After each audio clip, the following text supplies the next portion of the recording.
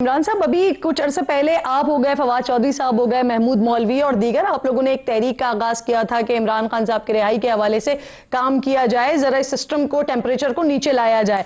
अब 2 दिन पहले जो DGISPR की प्रेस कॉन्फ्रेंस थी, इसके बाद तो आप लोगों की कोशिशें, आपको लगता है कि नतीजा खेज की क्या हम बात करें, कोई इम्कान ही आपको इस पे नजर आता है कुछ होता हुआ? देखिए, बात यह है कि हमारी तो एक कोशिश एफर्ट ही थी कि क्योंकि हम वो लोग हैं जो पीटीआई को अंदर से जानते हैं और बड़े अरसे से पीटीआई से एफिलिएटेड रहे हैं। मैं तो क्लेम भी ये करता हूँ कि शायद आज पीटीआई में कोई मेरे से ज़्यादा पुराना आदमी नहीं है इमरान खान के अलावा, क्योंकि इमरान खान ने पार्टी बनाई थी, मैं उनके साथ था एज ए यंगस्टर, मैं 93 से उनके साथ एफिलिएटेड रहा। तो फिर उसके बाद मैं बार बार ये क्लेम करता हूँ, मैंने पीटीआई ज्वाइन नहीं की, मैंने बनाई थी। सो मैं पीटीआई को अपने घर की तरह समझता हूँ और मैं घर वाले के एक एक इची बिची को मैं जानता हूँ कि क्या क्या चीज़ है। सो अभी जो पीटीआई की लीडरशिप है ना, जिन लोगों के हवाले पीटीआई की लीडरशिप है, with all due respect to them, वो सियासी है ही नहीं। सलमान अकरम राजा हुए या इवन बैरिस्टर गौहर खुद हुए या और दीगर साथी जो हैं, वो सियासी तो नहीं है। वो बहुत बड़े अपना वकील हो सकते हैं, वो उनके माशरे में बड़ा नाम हो सकता है, लेकिन सियासत तो नहीं उन्होंने की। सो इस वक्त पीटीआई एक गैर मामूली सूरत हाल से गुजर रही है। वो कोई एक नॉर्मल सियासी सिचुएशन में काम नहीं कर रही। एक बहुत ही अनयूजुअल, एक बहुत ही गैर मामूली, एक बहुत ही ऐसा माहौल जो पीटीआई ने कभी देखा नहीं। वो आपकी बात सही है। मैं पूछ रही हूँ, आप लोग कहाँ खड़े हुए हैं इमरान साहब? देखिए ना, हम तो उस वक्त एक्ट कर सकते हैं जब दोनों पार्टियां बातचीत के लिए राजी हो। अगर कोई एक पार्टी राजी हो, दूसरी राजी ना हो, तो हो ही नहीं सकता।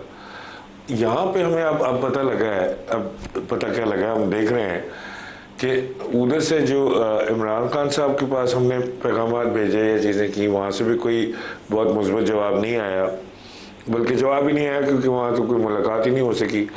और इधर से भी अब जो प्रेस कॉन्फ्रेंस हुई, इसके बाद हमें लगता है कि जी इनको भी कोई दिलचस्पी नहीं है इस मामले को आगे ले जाने की। कोई टेबल पर बैठे हैं, कोई आपको ठंडा करें, कोई सियासी माहौल पैदा करने की कोशिश करें।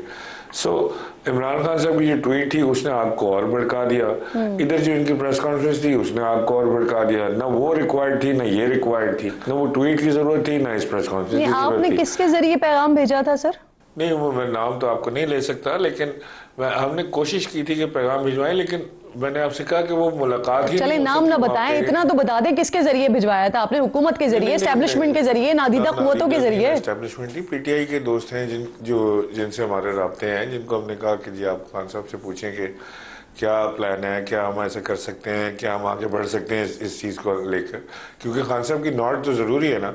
अगर वही राजी ना हो इस मसाले के ऊपर, तो फिर और क्या होना है। लेकिन उन लोगों की मुलाकात ही नहीं हो सकी। तो सर पीटीआई के वो लोग जिन्हें आप सियासतदान ही नहीं समझते? नहीं जी, मैं उनमें से कह रहा हूँ जो सियासतदान है। अच्छा, मिलने तक जाते हैं, उनमें से सियासतदान भी होते हैं। तो मेरी उनसे ताल्लुकात ज़्यादा हैं, क्योंकि हमारी पार्टी के पुराने लोग हैं और हमने इकट्ठे सियासत शुरू किया, सारा किया, तो वी अंडरस्टैंड ईच अदर। तो उनके थ्रू हमने कोशिश की, लेकिन उनकी मुलाकात ही नहीं हो सकी आज तक। तो उसके बाद जो ट्वीट आई खान साहब की, वो अनकॉल्ड फॉर थी, और फिर उसके बाद जो प्रेस कॉन्फ्रेंस हुई, वो अनकॉल्ड फॉर थी, और दोनों तरफ से एक बड़ा तेज धमाका दूसरे के ऊपर हुआ। सो आई थिंक अभी तो स्टैंड स्टिल है, लेकिन हम अपनी कोशिशें जारी रखेंगे। और हमारी कोशिश जो है ना, आप यकीन माने कि ये सिर्फ पाकिस्तान के मफाद में। मुझे नहीं पता कि इमरान खान साहब जो हैं वो हमारी कोशिशों को किस नज़र से देखेंगे। मुझे नहीं पता कि इस्टेब्लिशमेंट हमारी कोशिशों को किस नज़र से देखेगी। ना मेरे उनके साथ कोई ऐसे मामला हैं कि इमरान खान साहब आइंदा मुझे टिकट देंगे, और ना मुझे इधर कोई ऐसे मामला हैं कि जी आइंदा ये मुझे कोई टिकट देंगे, ये हेल्प करेंगे, सपोर्ट करेंगे। So purely what we are doing is for Pakistan. हमारी ख्वाहिश है कि ये दोनों लोग टेबल पर बैठ जाएं, चाय पी, वो कहते हैं ना जी, पंजाबी में कहते हैं कि चाय पीने जोगे तो हो जाए ना, पहले चाय तो पी लें साथ नाल बैठ के, तो फिर आगे देखेंगे कि कहानी किस। और आज जो पेशावर में जलसा हुआ इमरान साहब, वहां पर जो मरकजी क़यादत थी वो नहीं थी, तो क्या आप समझते हैं कि इस वक्त जो ये मज़ामती बयानिया है, इससे डिस्टेंस कर रही है पीटीआई की क़यादत खुद को? नहीं, खामोशी के साथ नहीं, मैं आपसे कह रहा हूँ कि मैं पीटीआई के जिन लोगों से मिला हूँ, टॉप लीडरशिप से मिला हूँ, पीटीआई के बहुत उन लोगों से मिला हूँ जो इस वक्त सरकर्दा रहनुमा है पीटीआई के, एक एक ने मुझे कहा है कि जी हम चाहते हैं कि मफाहमत हो जाए, हम चाहते हैं कि बैठ के बात हो जाए, हम चाहते हैं कि जी कोई रास्ता बीच का निकले। देखें, पीटीआई के लोग जो हैं वो जंगजू नहीं है, वो वॉर ट्रेंड नहीं है, वो लड़ नहीं सकते अपनी आर्मी से, लड़ना चाहते नहीं अपनी आर्मी के साथ।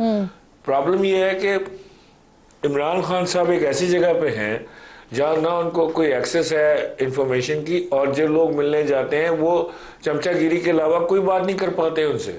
वो कोई उनको जाके नहीं बताता कि जी बाहर क्या सिचुएशन है, हो क्या रहा है, मुल्क इस वक्त कहाँ से गुजर रहा है, अमेरिका पाकिस्तान को कैसे देख रहा है, अमेरिका हमारी इस्टेब्लिशमेंट को कैसे देख रहा है, चाइना कैसे देख रहा है, सऊदी अरब कैसे देख रहा है, इंटरनेशनल इस्टेब्लिशमेंट क्या सोच रही है, पाकिस्तान किधर खड़ा है, आप किधर खड़े, मैं किधर खड़ा हूँ। ये जो लोग हैं ये जाके सिर्फ वो बात करते हैं जो इमरान खान को सुनने में अच्छी लगती है। ठीक। प्रॉब्लम ये है कि मैं एक और चैनल पे ये कह रहा था कि जो लैंग्वेज ये जाके बोलते हैं इमरान खान से, वो उनके लिए जापानीज है, because they don't know each other. और इमरान खान जो इनसे बात करते हैं वो फारसी है जो इनको नहीं समझ आती। सो एक आदमी जापानी में बोल रहा है जो उसको नहीं समझ आती, एक आदमी फारसी में बोल रहा है जो उसको नहीं समझ आती। जीरो अंडरस्टैंडिंग है, कोई अंडरस्टैंडिंग नहीं है। लेकिन सर फिर वो जो कुछ लिखते हैं और जिस तरह से वो आप बाहर समझा जाता है और उस पर नैरेटिव बनाया जाता है, फिर वो बड़ा ज्यादा संजीदा हो जाता है। एक छोटा सा ब्रेक लीजिए, साथ ही मौजूद रहिएगा, ब्रेक के बाद वापस आते हैं।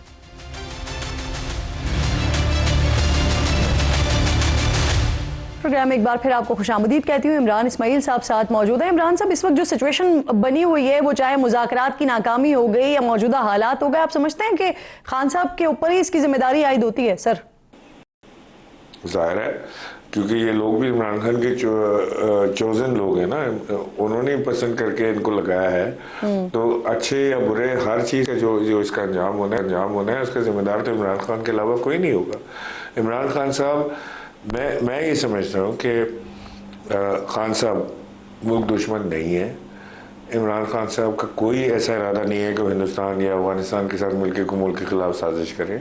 हमने ये बारहा देखी हैं चीज़ें होते हुए लोगों के लिए, बेनज़ीर भुट्टो हों, नवाज शरीफ हों, उससे पहले भी और बेइंतहा चीज़ें रहीं, फातिमा जिन्ना रहीं, हमने बारहा देखी हैं। तो मैं आपसे मैंने अपनी ज़िंदगी का ना इतना बड़ा हिस्सा इमरान खान के साथ लगाया जितना मैंने अपने वालिद के साथ नहीं लगाया। सो मैं आपको ये कह रहा हूँ कि वो मुल्क दुश्मन तो नहीं है, वो कोई गैरों के साथ मिलकर अपने मुल्क को नुकसान नहीं पहुँचाना चाहते।